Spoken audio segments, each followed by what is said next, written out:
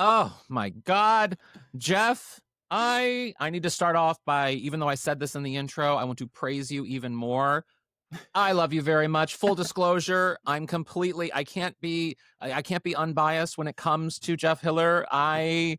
He is my everything. How are you, Jeff? I'm good. I'm great now. This is nice. You should be. Yeah, right. What an intro. What an intro. I really love to hype you up so you can be real disappointed later. I figured start strong. You know what I mean? Yeah, great. Jeff, I need to say, first off, how proud I am of you as your friend, because when I know we texted, we've communicated about this, but like for somebody somewhere, even just you being on the show was kind of like a friend high in a way. And that like you see someone that you've seen over the years, you've respected, you like to see your friends thrive and whatever, and you see them doing the thing and then to really excel at it. Like that's a big thing. But then in the final season, for you to get an Emmy nomination, explain this because you said it in some interviews, but like even your team didn't necessarily think that was going to happen, right? Especially my team. Yeah, no, nobody. And like when they called to tell me, I was like on the phone with my sister and I was like, oh, they can wait. I'm just putting them through. I thought it was going to be like, we need you to confirm for this audition or whatever. I didn't know. It just was a complete and total shock. And like I've even done, I did a podcast with some awards watch or something. And they were like, how did this happen? They were like, we're not even tracking you in the top 20. How is this possible? And I was like, oh no, I didn't pay anybody. Well, and that just speaks to, I think, what I mean, I've been obviously a big fan of the show for obvious reasons. I mean, there's so many people on it that work on it that I've known for a long time that I really respect and love and admire. So of course I'm going to be an audience that watches it. Demo. Exactly. I'm definitely a target demo. But that said, there was this really mighty core audience that just propelled the show in a way that we wouldn't shut up about. Like we would not allow people. It became, I think, advocating for somebody somewhere became parts of many people's personalities, in that it became the conversation of being like, are you watching Somebody Somewhere? Well, you have to watch Somebody Somewhere. Like it became that conversation, you know? Yeah. Well, I remember when I was on your other podcast. Yeah. And you like gave a tongue lashing to Elliot. Yes. He's like, haven't gotten to it yet. Which is like, I get it. There's like so much content I totally get, but I don't get it.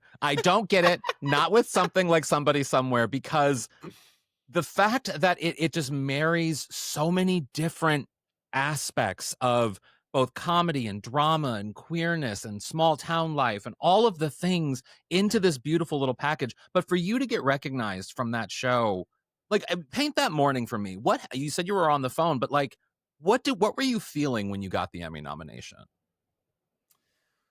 Well, when because they kept calling back. So I was on the phone with my sister and I was like, I got to get this. Cause at the time I was shooting a guest star role on a TV show that shot in Boston and I was leaving later that day. And so I was like, oh crap, did I miss my plane or something? So of course, like, because I'm a little bit unhealthy, I was like, I'm in trouble. So when they said I wasn't in trouble, my first thought was just like, oh, thank God I wasn't supposed to be on that plane.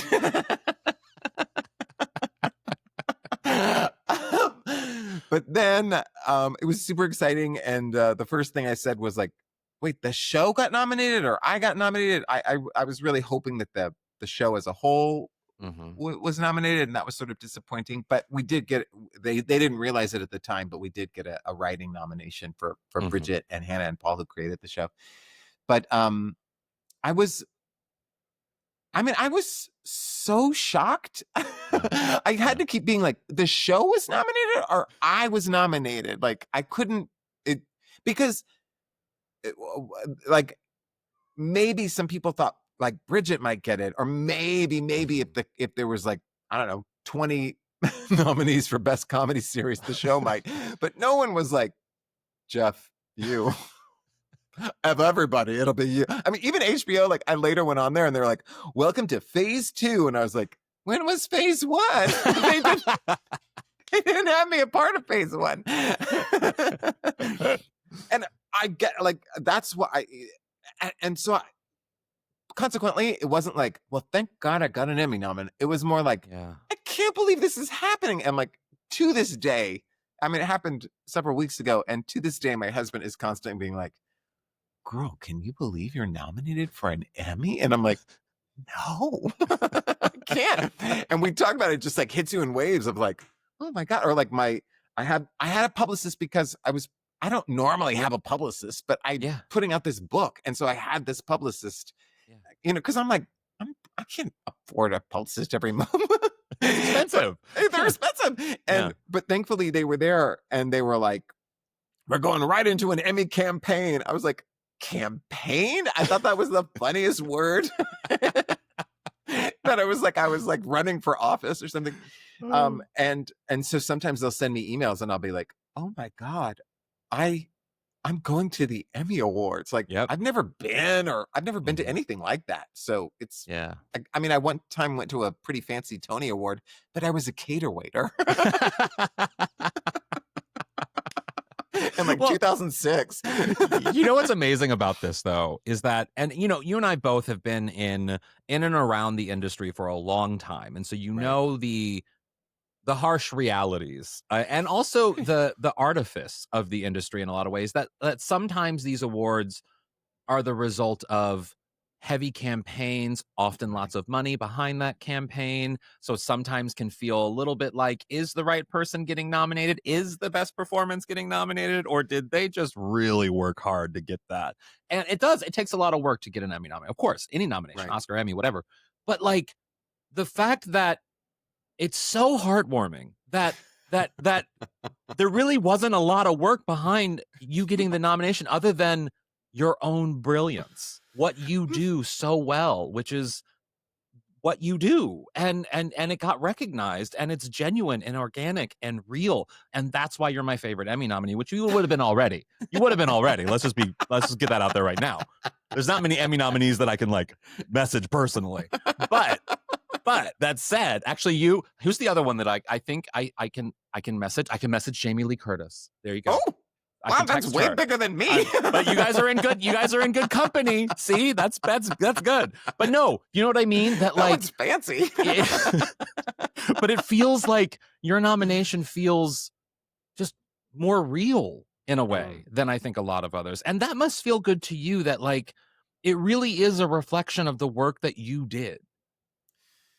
Yeah, I guess so. I mean, yeah. I hadn't really thought about, I mean, awards are subjective. It's not like a sport where it's like, no, you got the most points.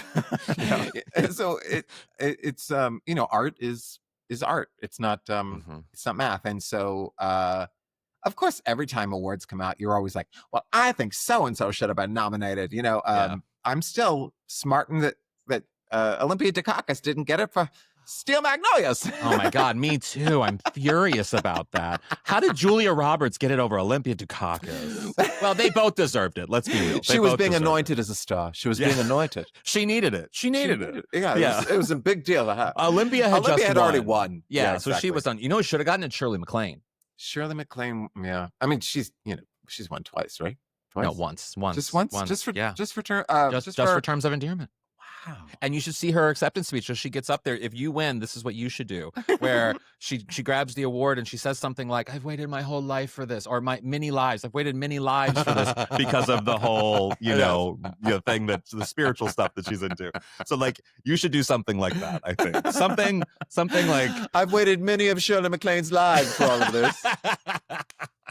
But like, I do want to ask you about the ending of Somebody Somewhere, how bittersweet it is, but yet also how wonderful it was, the way the show wrapped up. What did the end of Somebody Somewhere mean to you? And I know you're going to miss it, but like, do you feel like it wrapped up in a way that was real and good for you? Yeah, for sure. I mean, it ends on a big party. It ends on Sam, who the show is really her entire arc where she Mhm. really isn't, she's gotten to a place where she's happy. Yeah. Where she's like, I'm enjoying today and I want to enjoy Mhm. it with my friends. Yeah. And we had that beautiful scene in the car where Joel says to her, Sam, I think you're my person. And Mhm. that's what the show is all about, right? It's not about romantic love. It's about this beautiful platonic relationship Yeah. where they can say like, um, you're the one for me. Mhm. And that's, I think, kind of radical as opposed to being like, this romantic partner is for me. Yeah. Yeah. Yeah. And so in that sense, yeah, I think it wrapped up really beautifully. But Mhm. yeah, I'm gonna miss it too. Do you think like there is one of the things that I think is so interesting about how the universe of that show was built was the queerness was there, but it wasn't the storyline necessarily. Do you know what I mean? And Yeah. your character's relationship with his partner and like and how all of that came about, it just felt very real because like we're not going around our days. We're not texting each other being like, "Can you believe we're gay?" How brave is that? How brave is it that we're gay, Jeff? Like we don't do that. Oh, actually, check your phone. Um, Let me just see. Oh, there we are. There we are. Cute rainbow background. Cute rainbow. God, I'm so brave. But No, like exactly. what does that And mean to you also, that a lot of press has been like, oh, well, but clearly, you know, if you're queer or trans in Kansas, people are constantly, being mean to you or whatever. And I think that obviously there are times when, if you're in the Midwest, you might of be course. misgendered, or you might be othered in different ways, but it's not your whole life. Yeah. It's not your whole life. And so, yeah, the show didn't want to focus on that. And it just wanted to sort of ingrain these queer folks into the fabric of life. And I think that's what the whole show is about, really. It's not just with the queer characters, but with all of them. It's about sort of the small parts, the parts in between the big, huge, crazy things, Mhm. of finding these beautiful friendships. And most of the time when you're a friend, it's not about saying you're my person. It's about laughing about how whatever you farted Yeah. in line at the movies or whatever. Yeah, exactly. Exactly. One yes, wonderful. Well, so also from the book or from the show, the book came out. Like and which is I think incredible. I've read it. I love it. I Hmm. bought it. Thank you. I just want to make sure because I feel like people think I mean, yes, people send books to me, but like I should have sent it to you. no, That was don't worry dumb of about it. me. See, say thank you. Thank you. Thank you. But no, I didn't need you to. I was so proud to buy That's it and very to read nice. it. And well, I pre-ordered it. Thank you. That actually But means the most to me. you're welcome. You're welcome. But it's called Actress of a Certain Age. And it's fantastic. Thank you. What what about the writing of the book, A, was so important to you? And like what did you want to convey with the book? Well, it's so funny because I was just doing this panel discussion, which happened because I got nominated for this Emmy, and they just like, it's like, Things happen for you. yeah, no, nobody else. I wouldn't normally be on a panel with like Cheryl Lee Ralph and Hannah Einbein. You know what I mean? Like this, this is like, and it was so funny. Everyone was like, "Hi, I haven't met you. Hi." The only person who I was like, Michael Yuri and Bowen Yang were like, "Hey, Jeff," but everyone Yeah. else was like, "Hello." Yeah. Um, Whose publicist are you? it's like, "Oh, honey, your camera's on."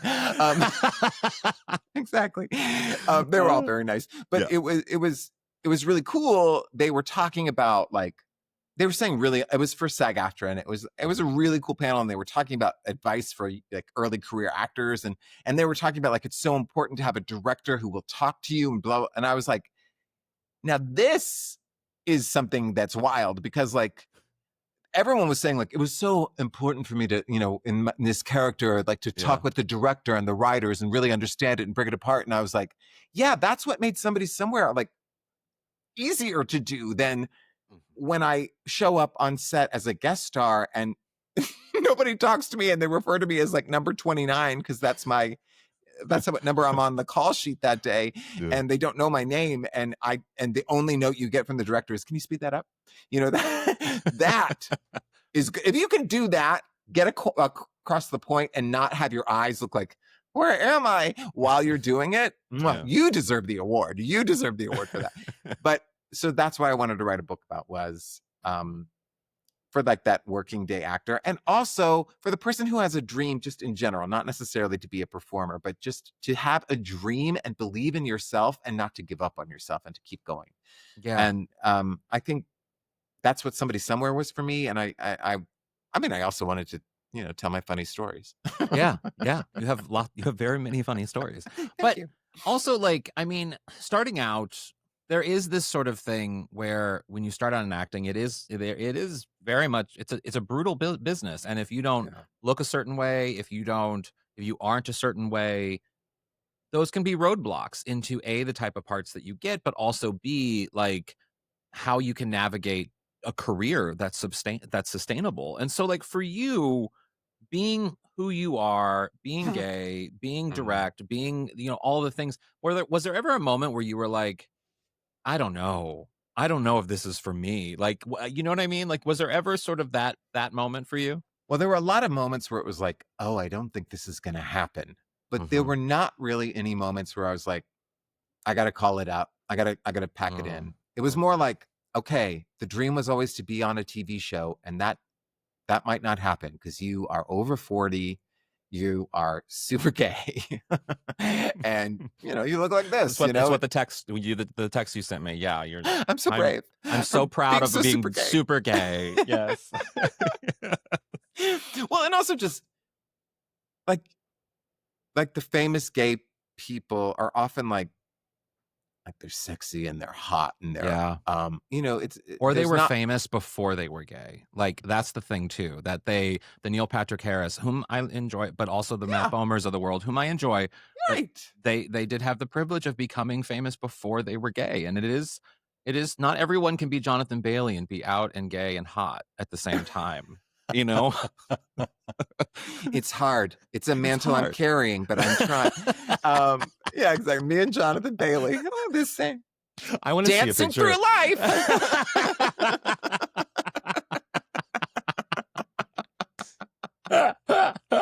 I need you to meet Jonathan Bailey someday, just so that I can get the picture. Just so that I can get the picture. And I'd be like, this is Jonathan Bailey. He's in my pocket. He's so tiny. no, you should be like twins. I know. Did you see there was like What? a leaked video of his rendition of Not Getting Married Today from Company in the Yes. UK? Yes. It was so good. He was He's so amazing. talented. Did you also see Jurassic World and I haven't him in seen the it. harness? Did you Oh. see him? Jeff, did you see? I'm going to text you an Instagram post that I created, and this is just us being friends right now. But Wait, I follow you and I get you in my feed all the time. How did I miss this? well, it's okay. You're an Emmy nominee now. Your life is busy. Your algorithm is only celebrities at this point. It's actually all just like me, begging my book. Oh my God. Look at the first picture that came up. I'm a monster. I just texted it to you.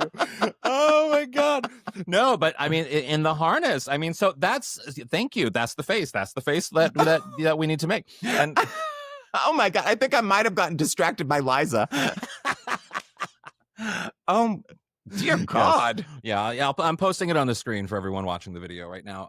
But yes. So, like, that's what I'm saying. Jonathan Bailey, not everyone can deliver what Jonathan Bailey is delivering as an out gay Right. man in the industry. And it's not just about being out, right? It's also about gender Yes. roles and about Yes. and And about how you present. And sassiness, and Yeah. sissiness and yeah. and so and being the sissiest sis you can be, sis. Mhm. And I think that made it really difficult. And so there were definitely times when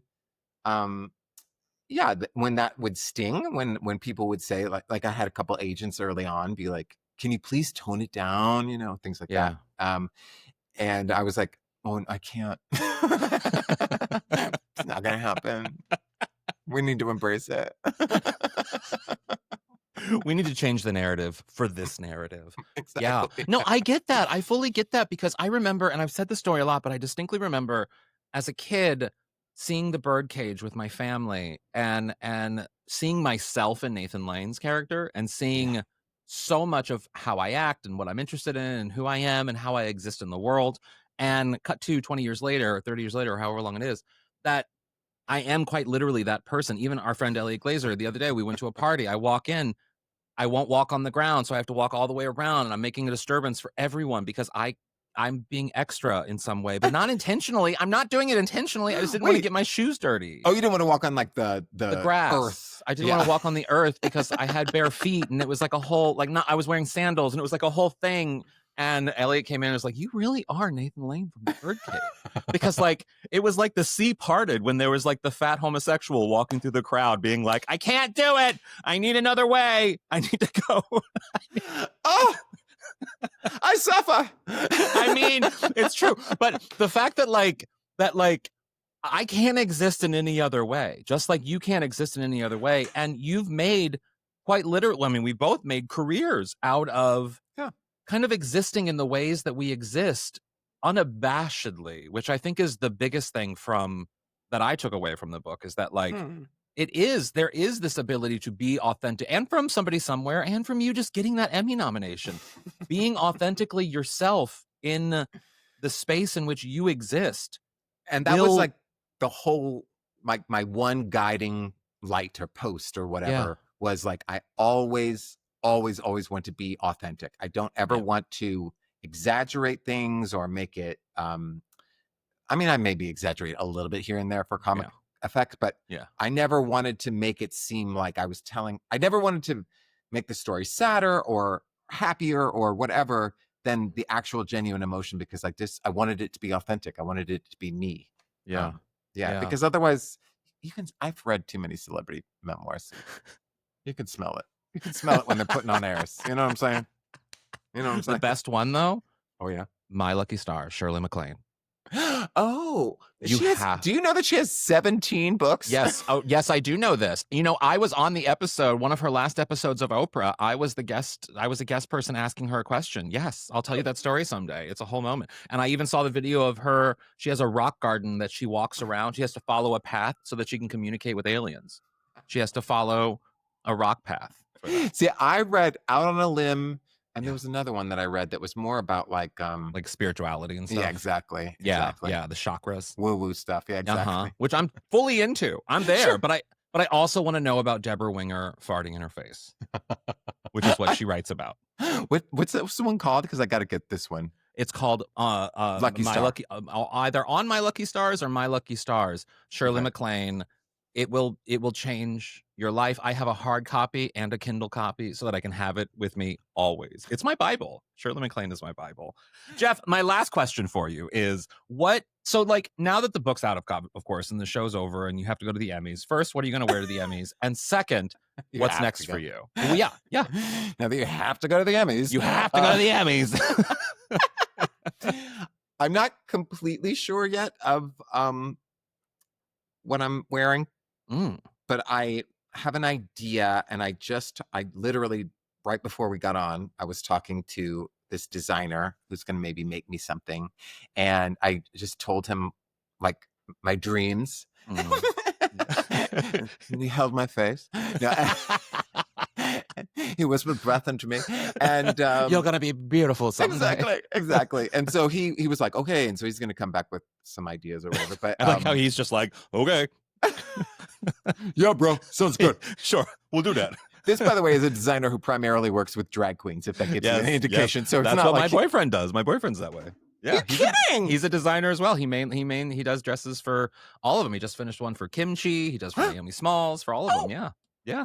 Oh my God. Does he have just like dress forms all around the house and stuff? Oh my God. We have a full, it's not even dress forms. So he duct tapes their bodies so that so while they're traveling, he can make outfits for them, and he stuffs it's like the a wig head or a exactly. Yes, exactly. And we have a full closet of drag queen bodies. We like a full walk-in closet of every famous drag queen's body you can imagine. It's wild. Also, just like listing Kimchi and Naomi Smalls, and I know they're really good friends too, but like their bodies are very different, and they're very different. It would be fun to see their taped up Come bodies over or whatever. sometime when you're in town for the Emmys. You can come see our closet of bodies.